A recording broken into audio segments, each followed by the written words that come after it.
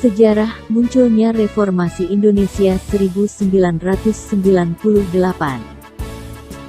Tepatnya, pada hari Kamis tanggal 21 Mei tahun 1998 telah menjadi puncak pendakian panjang para pejuang reformasi Indonesia.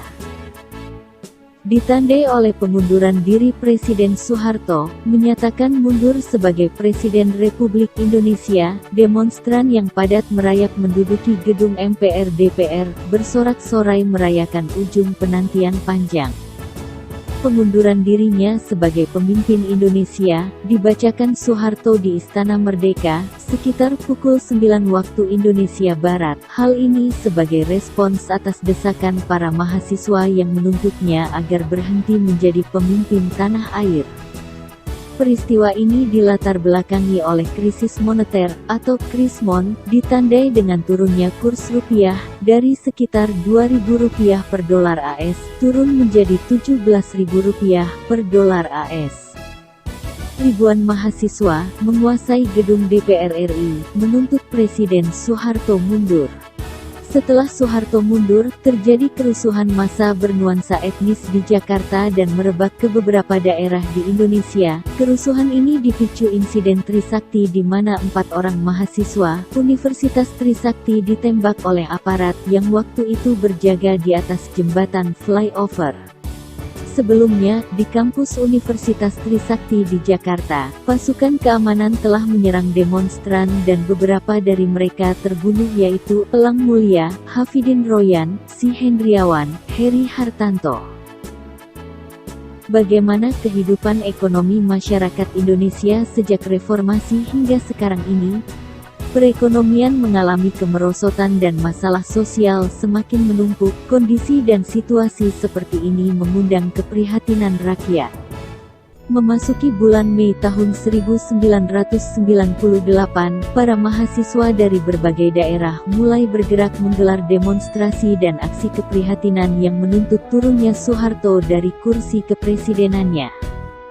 Sementara kerusuhan di Yogyakarta, Moses Gatotkaca, seorang pekerja meninggal pada tanggal 8 Mei tahun 1998. Beberapa orang hilang, yang lain ditangkap atau dibunuh, karena Soeharto terus menggunakan aksi militer untuk menghadapi demonstrasi. Tetapi sampai sekarang sudah mulai berubah dan meningkat, tapi kemiskinan masih ada saat ini. Waktu Presiden Soeharto turun dari jabatannya pada Mei tahun 1998, peristiwa ini menandai awal dari sebuah era baru dalam sejarah Indonesia. Setelah dikuasai oleh rezim otoriter Orde Baru, Soeharto selama lebih dari 3 dekade, Indonesia memulai fase baru yang dikenal sebagai reformasi. Era ini dipandang sebagai awal periode demokrasi dengan perpolitikan yang terbuka dan liberal. Dalam era baru ini, otonomi yang luas kemudian diberikan kepada daerah dan tidak lagi dikuasai sepenuhnya oleh pemerintah pusat. Dasar dari transisi ini dirumuskan dalam undang-undang yang disetujui parlemen dan disahkan Presiden Indonesia di tahun 1999 yang menyerukan transfer kekuasaan pemerintahan dari pemerintah pusat ke pemerintah daerah. Pada akhir era Soeharto, ia menghadapi situasi yang sama dibandingkan dengan era Soekarno.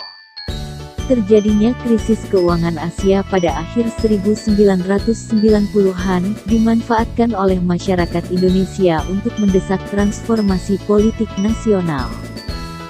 Rezim Soeharto dipandang sebagai otoriter dan tidak demokratis dan harus digantikan oleh pemerintahan demokratis baru. Selain itu, bangkitnya globalisasi setelah berakhirnya Perang Dingin telah sangat mempengaruhi skenario ini.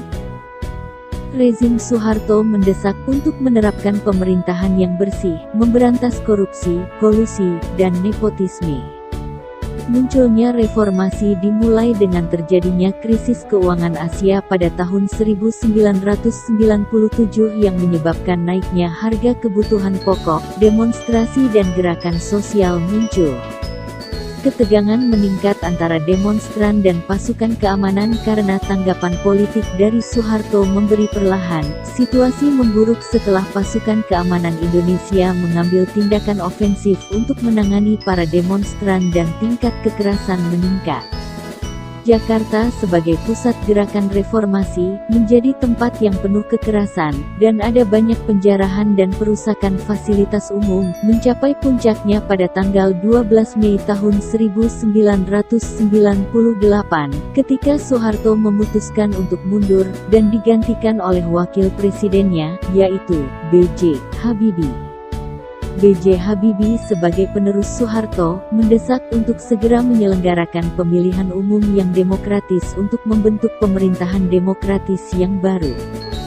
Selain itu, ia harus mengatur beberapa kebijakan penting seperti reformasi media massa dan mendesak untuk membebaskan beberapa tahanan politik di era Soeharto di mana banyak di antara mereka telah dipenjara sejak kudeta 1965. Demikian, sejarah munculnya reformasi Indonesia.